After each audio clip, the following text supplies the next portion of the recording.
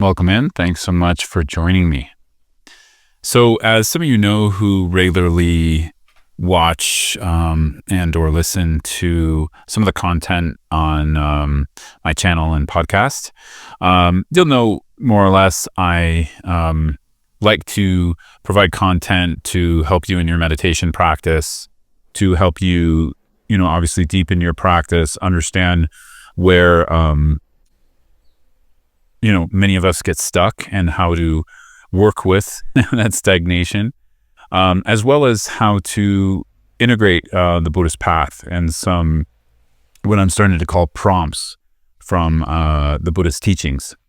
So this particular episode, I'd like to discuss a little bit more on this idea or prompt of dukkha, and the dukkha being a Sanskrit or Pali word that I'll unpack in a moment. Many of you, who are already familiar with the Dharma are going to be familiar with this term to some degree. Personally, after many years of study and practice, I still find this term, if I take it as a prompt, to be unfolding for me. It's not something that I necessarily know everything about. Of course, having a basic concept of what it means, what it refers to is useful, but then getting to know how that looks in our life, that can be more challenging. And I think often this is what we do use contemplation, learning, and meditation for on the Buddhist path, is to not only understand dukkha, so we have a better idea of what might be keeping us stagnant in our life and stressed and in pain and dissatisfied, but more importantly, how to liberate ourselves, like actually how to move towards that, how to move towards more openness, compassion, and awakening. So first, I started to kind of use this word prompt a little bit more these days because I just recognized the way I've been working with the Buddhist teachings for the last, it's in the last 5 to 10 years. I've been exploring it for about 24 years, but really it's in the last 5 to 10 that I really decided to take a look at, what is really the intention here? Is it to lay out a set of beliefs? Was it to lay out a religion? These days, I kind of have the hypothesis religion is a Western idea. When you go back to what these traditions, lineages, practices look like in Buddhism and various kinds of Vedic, Hindu, Taoist traditions in the East, I don't know if they had the same idea of religion as we do in the West. So even with that kind of a prompt for myself, it causes me to take another look, to reanalyze how I'm investigating these teachings, how I'm using them in my life, and how I'm using them to understand myself in the world. So prompt was sort of like something I came up with recently, which was like, for me, a prompt is it's a discussion, it's a question, it's a form of being curious. It's sometimes prompts are a little bit of like a nudge, from a friend, someone who cares for us.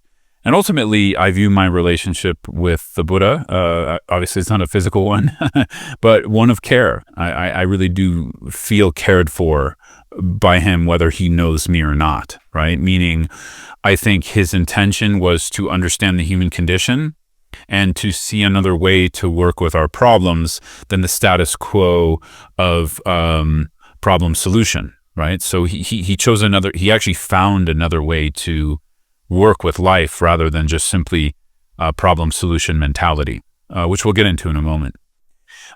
So I see the Buddhist teachings a lot as, of course, there's temporary beliefs we take on when we go deeply into the Dharma. There are things we need to contemplate and, of course, put into practice, more importantly, put into meditation. But I view the learning and contemplation phase as prompts to work with and to grow. And then these prompts actually become more real as we meditate on them and start to see how they relate to our life. I mean, if we're able to treat them objectively, right? We're not just sort of drinking the Kool-Aid necessarily and convincing ourselves of something. Really, if we use insight meditation or Vipassana meditation well, we will start to see subtler layers of reality that just we couldn't see before without the practice of awareness and turning the awareness to look, basically awareness being this quality of mind That is really the fundamental, the foundations of meditation in Buddhism. So I hope that's helpful, just as sort of like something to think about. That's just initially what I wanted to say. So the first noble truth, the noble truth of dukkha, it's really a prompt for me over the years, right? Of course, there's some information behind that. Just to say a few words on dukkha, which I'm often talking about on this channel, because I really feel if we investigate dukkha well, we actually start to find freedom through that, right? So it's almost like the first noble truth encapsulates the rest of the path if we really know how to look. Of course, it's laid out in the second noble truth, third and fourth, as well as, the fourth noble truth is the content of, whatever Buddhism we're going to access, be it Theravada, Himalayan Buddhisms, whatever.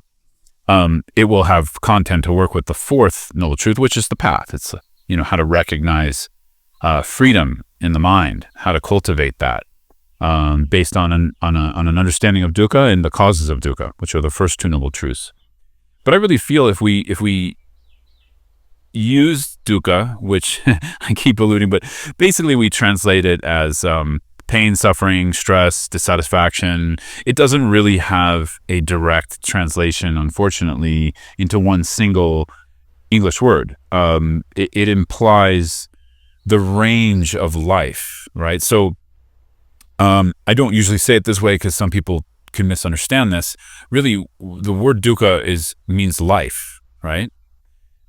Right, and it's not a fatalistic thing. It's not a pessimistic thing. It's saying when we really look at how we normally relate to life, meaning ourselves, others, our habits, behaviors, thoughts, emotions, how we work with those, really we mainly are habituated towards working with them in a paradigm that continues the wheel of dukkha, that continues the wheel of suffering. Therefore, that's why sometimes we would say, life is dukkha, essentially. But the good news is we can change and transform that, obviously. Otherwise, there would be no point in laying out, especially the third and fourth noble truths, that we can eliminate the causes of dukkha, and we can do that through a certain path or a set of prompts and practices, essentially, right? So, just to go back to the prompt thing real quick, this doesn't mean we can't call ourselves a Buddhist or feel connected to that or feel, a part of the Sangha and, all of that. That's all fine. But really, from the Buddhist perspective, anytime we land on any kind of ego identity, we're going to be back in this circle of dukkha, right? This circle of dissatisfaction, misunderstanding, and ultimately it'll lead to pain and problems and stress. So either way, there's a lot of ways to talk about dukkha, on this channel, in my podcast, etc. I talk about it in a lot of different ways. But today I wanted to explore it with a prompt on something a little more subtle. So for those of you really new to the Dharma, new to meditation, you may have to kind of, first go back to some foundations of dukkha and what that means. Usually we talk about it through what are called the three kinds of dukkha. So the first kind is really overt, what most people would call stressful or dissatisfactory or painful. The second type is more subtle, and this is kind of what I wanted to discuss today, as well as a little bit on the third type. So the second type is the dukkha of change, and the third type is what we call all-pervasive dukkha, that it pervades life until we get it, until we stop feeding the problem-solution way or mentality. We're going to be stuck in this paradigm, right, of which really results in all-pervasive dukkha. But again, I want to remind us, the good news is there is the prompt that we can get out there. Otherwise, why would we? It's not even worth it to talk about this. It's sort of like, why bother? Why bum ourselves out? Basically, the whole reason to talk about it is to basically point out what's happening. It's a lot like a doctor sharing a prognosis. And then, of course, the doctor's going to try to provide medicine to remedy that. In this case, the medicine is very unique. So we're going to get into that a little bit. So the third type of dukkha, the pervasive, all-pervasive dukkha, or sometimes we call it pervasive compounding dukkha. The second type, this dukkha of change, is very subtle because we don't normally recognize it as painful. We don't normally recognize it as stressful. And, one example of this, just to sort of start to layer into the idea of this so we can use it as a prompt for our reflection and practice. Basically, the idea here is that when we're experiencing either pleasure, pain, or neutrality, which are the three states that we can experience, right? Essentially, we want to. Most of us move more towards pleasure. We move away from pain, and then we sort of sometimes become bewildered in neutrality, waiting for pain or pleasure. Anyways, just one idea about it, one thing you can contemplate. It's been my experience, at least. So the dukkha of change is more or less relating to pleasurable experience, right? I mean, it relates to all three of them, but let's start with pleasure. So, or pleasure and pain. So this is kind of, I think a very straightforward example is, let's say we've been standing up, walking around for a while, and then we start to feel pain. We start to feel exhaustion in the body, and we start to crave, and we start to think about and crave sitting down or lying down or something opposite of standing and walking, right? And so when we finally sit down or lay down, there's a feeling of like, right? And there's nothing wrong with that feeling. The problem is the clinging comes in right there and inadvertently convinces us that's it. That's happiness. Yet, laying down or sitting down is actually the start of having to get up again, right? Meaning like at some point, we're going to be sick of laying down or sitting down. We're going to experience some other kind of dissatisfaction or pain in relation to that, right? Or just boredom, could be anything. And we're going to need to get up. And when we get up, we're also going to have the satisfaction of standing up again. So this is called the dukkha of change, and it's a deeper one because we have to be willing to entertain the idea that basically life is this. And this is, I find this very helpful because then it points me more towards the Dharma. It points me more to like, okay, do I want to use my energy, time, and, mostly mental clinging to sort of finally find happiness within this sort of ping pong game of the dukkha of change? Or do I want to put some of my, or do I want to put my time and energy to something else? Do I want to feed another way of being, another way of relating to life? And that's, I think, the gift here. That is the power of the Dharma. Again, if we take it as sort of something that is just sort of trying to pop, it is trying to pop our bubble, essentially, but it's a bad bubble. It's a bubble that's not functioning. It's a bubble that's actually leading to pain. And it's this subtle dissatisfaction. It's this subtle sort of malaise of, I use this example, ping pong, just going back and forth, expecting a different result, expecting happiness to be there. Now, I don't think this is such a conscious thing. Like for me, and again, I'm using the example of standing and sitting, but for me, it relates to everything. It could be like sort of, suddenly I need to go, into the fridge to get this, or I need to, check my email again, or I need to sort of go back to, stressing out about some project I'm working on or something that needs to get done, right? There's always this emphasis for me. Again, I'm not saying you necessarily, it's just sharing how I use this reflection and what I notice. There's always this emphasis on sort of solving something, like that the next thing is going to be the solution. And, it's not like we're bad for this. I think it's just like, it's a very strong habit. We don't know anything else. And I'm not saying there's not temporary solutions. It's sort of, if you're thirsty and you drink water, we need that for our body, right? I'm not talking about sort of obvious things like that. It's more the mentality of shifting from thing to thing, sort of, I don't know how to say it, so sort of being lulled more or less into, now it's okay, right?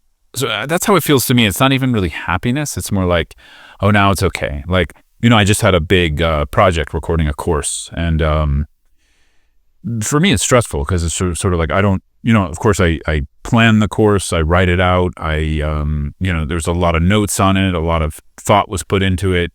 But when I actually sit down to record it, I'm the kind of person, I don't like reading scripts, as you can tell, unless I have to.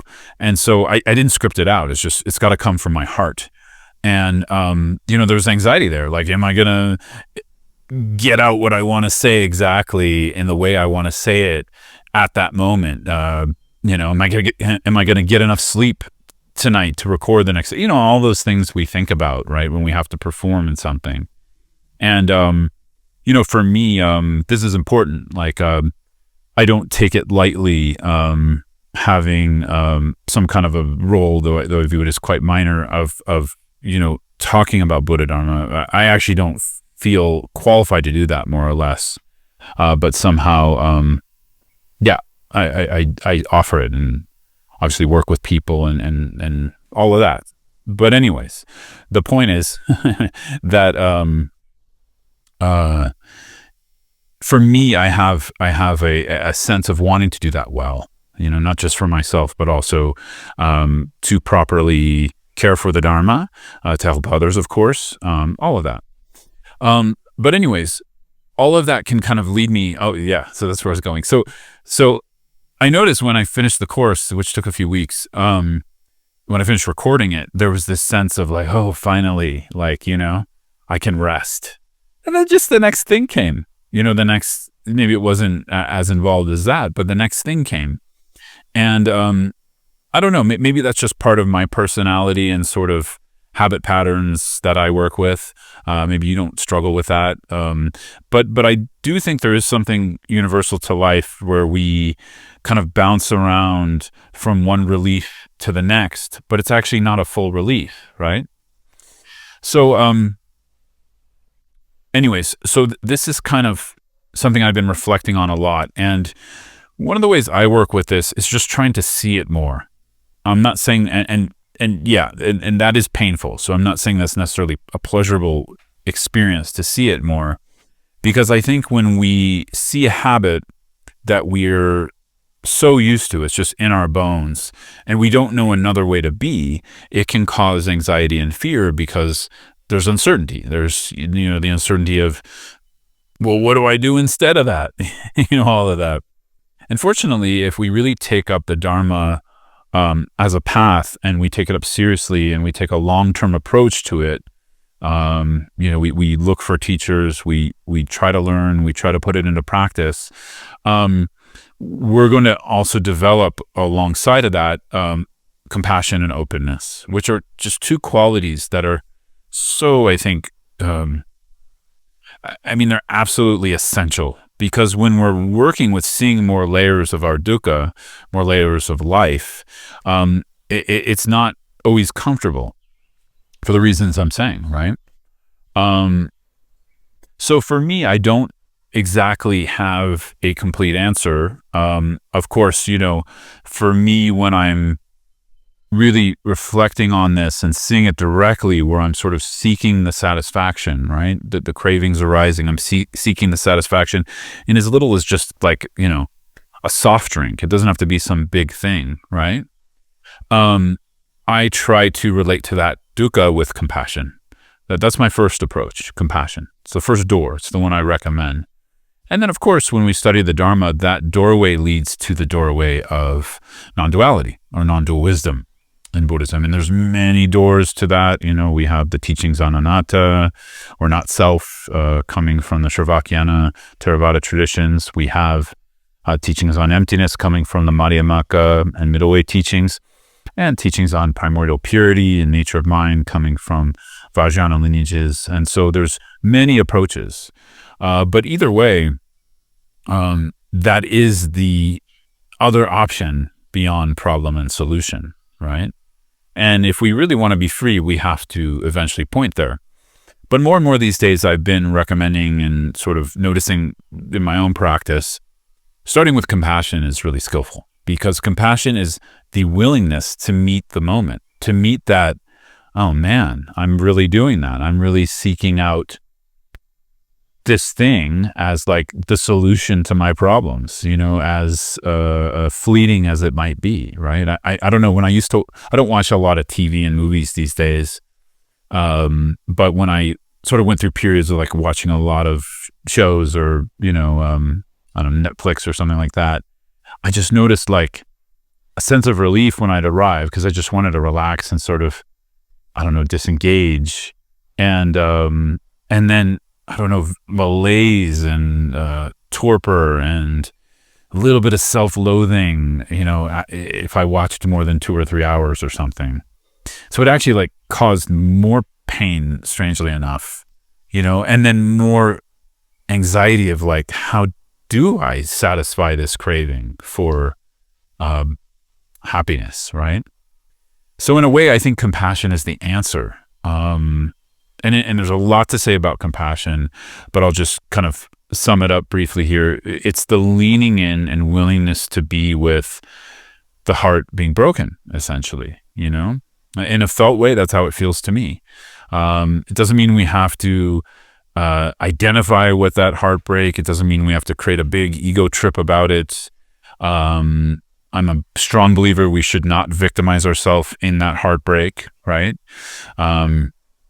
I'm making a distinction here. Being a survivor of something is different than what I'm talking about here. That's something useful, understanding how to work with ourselves as a survivor of trauma or something. But, the kind of mentality victimization I'm talking about here is when it's more like a collapsing in, which is the reverse of pride. So it's also ego clinging.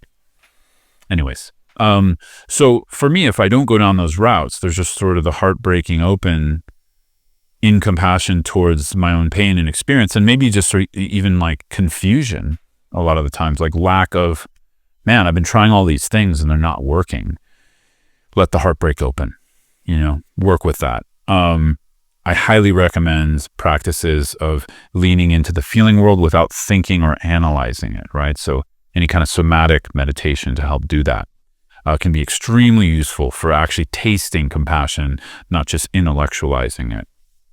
And I think that doorway is very practical because it warms up everything. Where if we just sort of go right to reflecting on non-duality, there might not be warmth, right, involved in the experience. I also find compassion helps us to then develop a really positive and useful motivation for awakening that is interconnected and recognizes I'm not alone in this. We all struggle with this. And therefore, whatever work I'm doing on myself is on behalf of others, meaning if we become more skillful with working with all the types of our dukkha, and if we're able to actually liberate from the clinging and the hook around that, oh man, we can become so helpful in the world. We can serve so well, right? So, yeah, I'll leave it there. As always, I appreciate your thoughts on all of this. If you have anything to add or any questions or any comments, feel free to leave them on YouTube if you want in the comments, or if you'd like to reach out, you're always welcome to at my website, scotttusa.com.